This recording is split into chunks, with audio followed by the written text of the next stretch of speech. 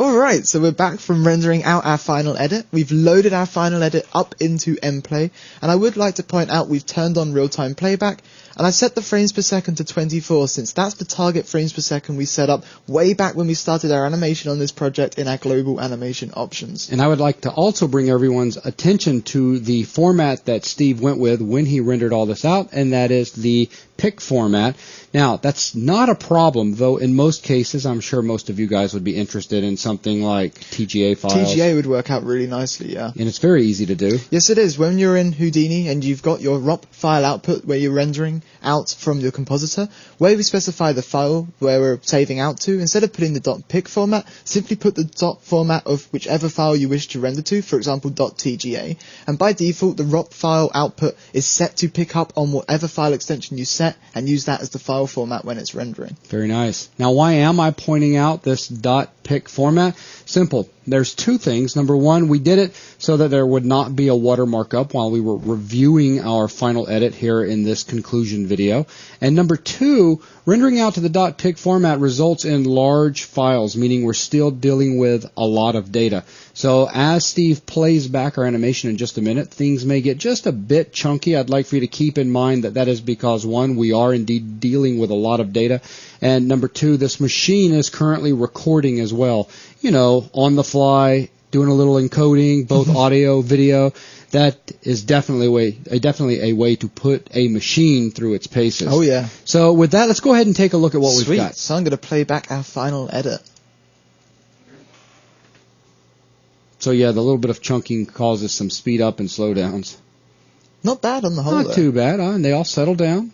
Kind of do with some music. Doing. Hey, we got sound effects. Doing. Fantastic. Doing. I have no idea why the ladder would make that particular sound. That's kind of disturbing. And a little bit of choppy there. And a little speed up. Oh, spoop. Nice. And repeat. Not at all bad. Oh, no, not as bad as I thought it would be. I'll make you sound effects again if you want to. No, that's okay. Cool. So, wow, that brings the Talented Ball project to a close. It's been quite a journey. For those of you that started out with us all the way back in Volume 1, we kicked this thing off with some storyboards, taking a look at what it was we were going to put together. And then we approached the development of this project through the eyes of a technical director, where we broke apart all of the different components that were to be used in the project and then constructed those components as digital assets so that an artist could use the digital assets in creating the scene that you see right here. Now, in Volume 2, Steve turned his hat around from technical director to artist, and he put all of the elements into play. First, bringing everything to life with some animation. We had the crowd, we had our character, then some cameras. We talked a little bit about cameras, camera switching, as well as animating some cameras. From there, we took a look at lighting, and we did not skimp out on lighting. With it being an introductory project, in most cases you'll find books and other training DVDs out there demonstrating a couple of spots, and, well, let's move on. But in this case here, when we got around to the lighting phase, we started talking about the post-process phase of our project here, getting everything put back together and having complete control. So a lot of time was spent with lighting, creating light rigs and very specially grouped lights, and of course making sure that a lot of our light colors were left white with the intent of being able to change those colors later in post-production, which was really nice. From there, we moved over into the world of rendering, and it was all about render passes, render passes, render passes. Once again, most other introductory videos or books are simply going to say, here's the render button, set a resolution, pick a camera, and hit render. Ta-da, there you go. In our particular case, I believe in the end we used 77 passes with an average of 20 passes per shot. And then I think we had our depth passes on top of that, so that's probably going to take us up to 81 passes. Ooh, very nice. That is true. Of course, having that many render passes to deal with brought us up quickly to needing to create some sort of script to automate the process. So we defined a render description file so that in pretty much English speak, we were able to go in there and say, all right, this is the render node we want to use. This is our start. This is our end. All right, we're going to do a new render, and basically just walk through in English and describe what each pass was going to do.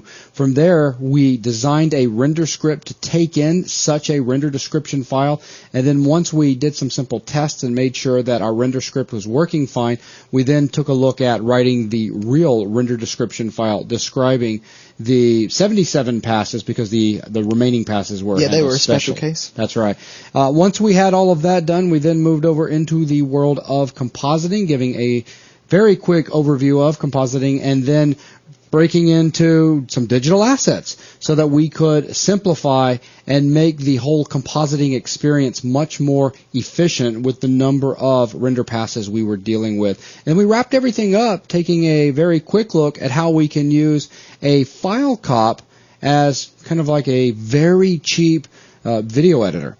And with that, that's pretty much everything that we set out to cover here. Steve, I want to take a moment and thank you for all of the efforts that you have put into this project. Thank you. Getting everything researched, developed, running through it several times, listening very carefully to me when I would say, no, that's just not good enough, and then slamming your head against the desk and then coming back to me with even better solutions. In the end, you've come up with some super nice solutions. Thank you very much. Been very pleased. I'd very much like to thank you for all your input on these videos. Oh, it's been great, and we're going to have to do this again. Yes, we are. In fact, starting next week, we will get Volume 3 put together, and that's where we're really going to turn the heat up. So, you guys make sure. That's going to be some good stuff. Make sure to bring your A game. So, with that, I'd also like to take one moment to thank all of our viewers. I hope you guys have got a lot out of both Volumes 1 and 2. If you've only been following along with Volume 2, hopefully you didn't find anything confusing. Of course, understanding the asset construction is pretty important, especially in the grand scheme of constructing the Talented Ball project. And for those of you that have been with us from Volume 1 all the way through to this conclusion video, I hope that everything has been as clear as possible. If not, make sure to head over to 3dbuzz.com, jump into the Houdini forum area, and from inside there, ask questions.